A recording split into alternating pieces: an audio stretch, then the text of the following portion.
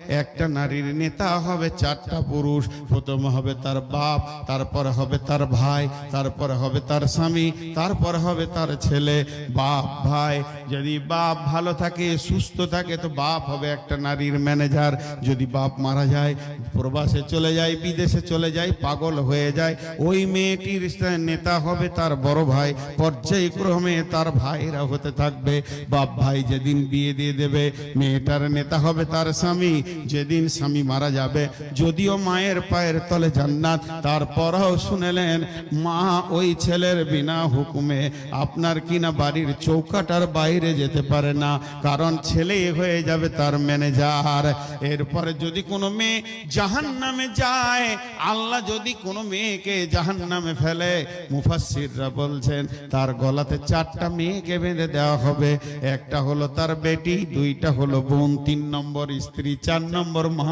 4খানা মেয়েকে গলায় নিয়েছে জাহান্নামে যাবে। এমন হবে কোন মেয়ে জাহান্নামে যাবে আর তার গলাতে 4টা পুরুষকে বেঁধে দেওয়া হবে, বাপ ভাই স্বামী সন্তান। তার কারণ পৃথিবীর বুকে যখন কোন পুরুষের কিয়ামতের মাঠে বিচার হবে, তো পুরুষটাকেই সামনে করে বিচার হবে, আর তার সঙ্গে কাউকে ডাকা হবে না। কিন্তু একটা নারীকে যখন আদালতে তোলা হবে, তখন 4 জন পুরুষকে দাঁড় করিয়ে নারীটার বিচার হবে, কারণ এরা ছিল পুরুষ, এরা ছিল ওর মালিক। কেন তোমার গাড়ি পৃথিবীতে অ্যাক্সিডেন্ট করেছে, গুনাহ করেছে, বাপ ভাই তুমি কি কানা ছিলে? জালসার দিনে তোমার যুবতী বোনটা, বেটিটা, তোমার ইয়ং বউটা রাস্তায় কি চরিতার্থ করেছে, রাত্রিতে তুমি কেন খবর রাখনি? এ ব্যাপারে কিয়ামতের মাঠে প্রশ্ন হবে। অর্থাৎ যার গাড়ি অ্যাক্সিডেন্ট করে, গাড়ির মালিক ছাড়া যেমন গাড়ি কেনে বিচার হয় না, যে মেয়েটি গুনাহ করবে ওর পুরুষকে ছাড়া, ওর মালিক ছাড়া কিয়ামতের মাঠে বিচার হবে না। এরপরে চলেন, আল্লাহ তাবারাক ওয়া তাআলা বলছেন, হে পুরুষ তোমাদেরকে নেতা বানালাম। তোমরা ভাববে হয়তো না আমরা অনেক দামি হয়ে গেছি, তাছাড়া কি আমরা নেতা হয়? জি না। তুমি কি ছেলের মা বানিয়েছো এর জন্য নিজেকে পুরুষ মনে করছো না? তুপুর যদি ছেলের মা বানানোটাই সব থেকে পুরুষত্বের প্রতীক চিহ্ন হয়, তুমি সারা বছর মেহনত করলে একটা ছেলের মা বানাবে।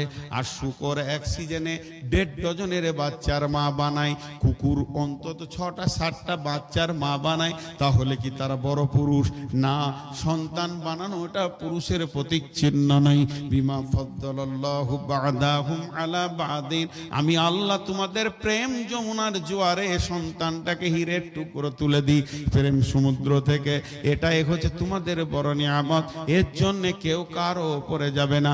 অবিমা আনফাকু মিন আমওয়ালিহিম, হে পুরুষের দল, তোমাদের দায়িত্ব হচ্ছে ইনকাম করে নিয়েছে বিবির পেছনে খরচা করবে, বিবিকে তুমি খাওয়াবে, পান করাবে, বিবিকে তুমি আনন্দ দেবে, এবং বিবির পেছনে তোমার খরচা হবে, তবেই তুমি সমাজে পুরুষ। জি ভাই, বিবি মানে ঠান্ডা, বিবি মানে জান ঠান্ডা, আর এখন বিবি মানে জান গরম। ভাই আপনাদের বিরক্ত লাগছে নাকি? যেতে যেতে তো সব চলেই গেল। যত বিবির কথা বলছি তত বিবির কাছেই চলে গেছে না। দেখছে টাটকা গরম বায়ান শুনছি, এখনই বিবিকে দেখা করি, এ ঘর চলেই গেল। একটু সবর করেন। জি, আল্লাহ বলছেন তো একজন ওর সেই ফ্যান, সিলিং ফ্যান দেখেছেন? সিলিং ফ্যান এরকম ঘুরবে, উপর থেকে হাওয়া নিচে নামাবে, হ্যাঁ, আর জানটা ঠান্ডা হবে। তো একজনের ফ্যানের ক্যাপাসিটার যেটা থাকে, ওই ফ্যানের মোটরের কাছেই থাকে ব্যাটারির মতো, ওটা কি বলে? ক্যাপাসিটার বলে, কেউ কন্ট্রোলার বলে। তো ওই ক্যাপাসিটারটা খারাপ হয়ে গেছে, পুরাতন, ওটাকে ফেলে দিয়ে একটা নতুন লাগিয়েছে। নেগেটিভটা পজিটিভ, পজিটিভটা নেগেটিভে করে দিয়েছে। ফ্যানটা সোজা ঘুরবে না উল্টা ঘুরবে? উল্টা ঘুরবে। তো উল্টা ঘুরলে উপরের হাওয়া নিচে আসবে না, নিচের হাওয়া উপরে যাবে। নিচের হাওয়া উপরে যাবে, তার লুঙ্গি ধরতে হবে, নাহলে আবার মুশকিল হয়ে যাবে। ঘটনা এরকম ঘটে যাবে। তো দেন দেন, যার যেমন আছে দেন। এখন দুটি তার লাগাচ্ছি। নবীজি বলছেন তুমি মহারানা দিয়ে বিবিকে আনো, নেগেটিভ। তুমি মহারানা দিয়ে বিবিকে আনো, বিবির কাছে টাকা নেবে না। আল্লাহ বলছেন সারা জীবন তার পেছনে খরচা করো, তার টাকার দিকে তাকাবে না। কিন্তু এখন নেগেটিভ পজিটিভ, পজিটিভ নেগেটিভ করে দিয়েছি আমরা। বউ লিব, টাকা লিব। আল্লাহ বলছে নিয়ে যা ঘর, ফ্যান উল্টা দিকে ঘুরবে, ক্যাপাসিটার উল্টা দিকে লাগিয়ে দিয়েছে। Negative positive, positive negative.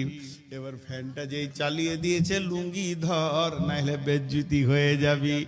বউটাকে নিয়ে এসেছে তার বাপের বাড়ির টাকা নিয়ে। এমন ঘরের ভিতরে অশান্তি শুরু হয়ে গেছে। এখন বংশকে বংশ খালি জেলখানা দেখতে পেয়েছে, জেলখানার গেট দেখতে পেয়েছে। নচে তোমার কোনো উপায় নাই, মান সম্মান থাকবে না, চলে যাবে, ধুয়ে যাবে, শেষ হয়ে যাবে। অতএব সমস্ত শান্তি আল্লাহর হুকুম এবং রসুলের তরিকাতে ভরা আছে।